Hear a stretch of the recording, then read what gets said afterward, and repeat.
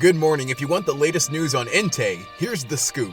Since that is the first thing on our crew's mind, the Rising Volt Tacklers do have a lead, and it's actually someone who was a former member of the crew. Although Molly has some hesitation, and although it's pretty easy to speculate on why that may be, it's still fun to watch unfold. To find him, they arrive in this very exciting barren wasteland. I guess the kids aren't that interested in meeting him though, because they decide to do some exploration of their own. They also have a great work-life balance, immediately breaking to goof off. Suddenly, a Pokemon palindrome starts rampaging. Girafarig's design is sweet. 7 gens later, I actually think it's better than Girafarig's. Big fan of the tail becoming a creepy face mask. It chucks the other mons, and I can't help but think if this was Gen 2, they probably would have chucked the kids. Watching the chaos unfold is a man and his why not, or its original name, Sonano, which basically means, is that so, as a little pun. Ristal could go, I'm pregnant, and Lucius could go, Sonano! Why not is a pretty clever localization and much better than Wobbuffet. The entire joke doesn't really work as well in English since Wobbuffet's Japanese name is Sonans, which means that's the way it is. Jesse will go, we're gonna snatch Pikachu, and Sonans punctuates, that's the way it is.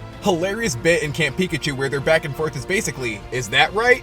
That's right, for like 30 seconds. The focus is probably how it wobbles, but Wobbuffet is still really kind of random in comparison. But hey, Sonans. This man says he's got a big scoop, which gives instant reporter vibes. He looks on as the trio continues starter maxing, and I read someone say when they played the game as a kid, they'd always have their starter like 20 levels higher than the others. I do feel that, so if that's what we're going for here, then I guess well enough. They manage to threaten it away, and it gives a very vengeful whinny as it gallops off. Deservedly, the man struts over and sings them their praises. All well and good, but I do think if you wander around taking photos of random kids, it may not always be well received. Turns out this is the guy the RVTs were searching for and their previous member. I've said it before, but Frida's like the most popular guy at school. I would enjoy a mini-series of the RVT's trips prior to meeting Liko and Roy. Also seems like the tail high five is the latest Pika trend.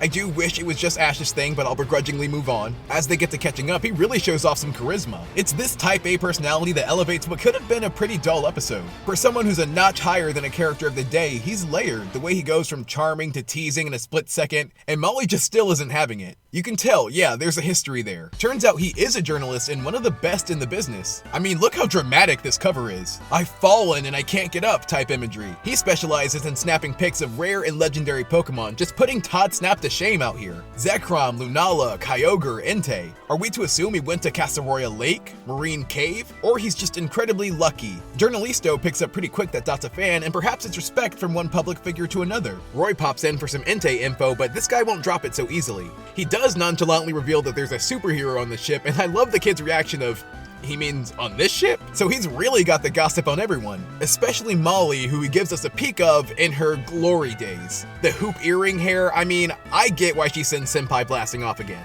Though the fact he landed in a convenient location and then the kids being like, hey, sorry about that, got a laugh from me. It's these group dynamics I missed. A herd of that Farigiraf and its buddies come seeking revenge. But a psychic ostrich Pokemon with white hair appears too. That's what I wrote to look up Esparta. Seems like this bird's feathers are ruffled. They're fighting over resources, the scarcity of the water, and it's kind of a vibe. A purple tint, distortions in the field, they're making this episode stand out more than I expected. The way Liko steps up and pleads with them, guys, please stop! And their response is to yell even louder. Just really appreciating little details like that today. Guess they thought Molly needed a redemption arc who's stepping up to the plate with her superhero Chansey. Molly is more than just a doctor, she's also a tsundere. I mean, she obviously didn't mean to save the journalist. Dot notices pressure bubbling under the water's surface and gets the idea to use Quackler to release the energy. Since Roy is the nature guy, I almost feel like that observation should have gone to him. You know, we also have Liko after the 6 heroes, so let's leave Roy some uniqueness. So the water had gotten plugged up, but now it's flowing freely and there's more than enough to go around. A little anticlimactic, the Pokemon just like, well,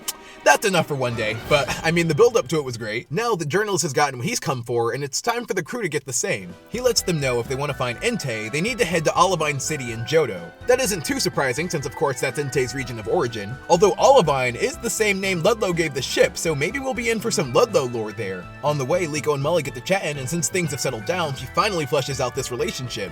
At one point, Molly studied under him but didn't find herself cut out for the cutthroat journalist lifestyle. But maybe it was that charm of his that kept her around. Eventually, she did find her calling and way to be involved with Pokemon, which of course is as a doctor. It's so nice for Liko to have all these different personalities as mentors. She can adopt Freed's more favorable mannerisms and maybe see herself in Molly, who didn't immediately find her way, but in time did. I mean, the journalist certainly appreciates all the RVTs had to offer, even if he had to carve his own way too. Cause now, this guy is surely an expert, he won't miss a trend. Within like a night, he's assembled pages worth of articles on the events. I'm also impressed by him managing to tastefully feature the kids and their contributions too. As smug as he might come across, gotta respect that he gives credit where credit's due, even expanding Dot's clout along the way. I suppose we're not able to add this episode to the filler bucket since it is some light RBT background exploration. Makes me wonder what other members have come and gone from the ship. What if we ever got something as dramatic as someone being kicked out or banned? Instead, here is just a fun and lighthearted episode that was really only engaging because of Sodayo. Even without the Molly gags in there, his goofiness just carried.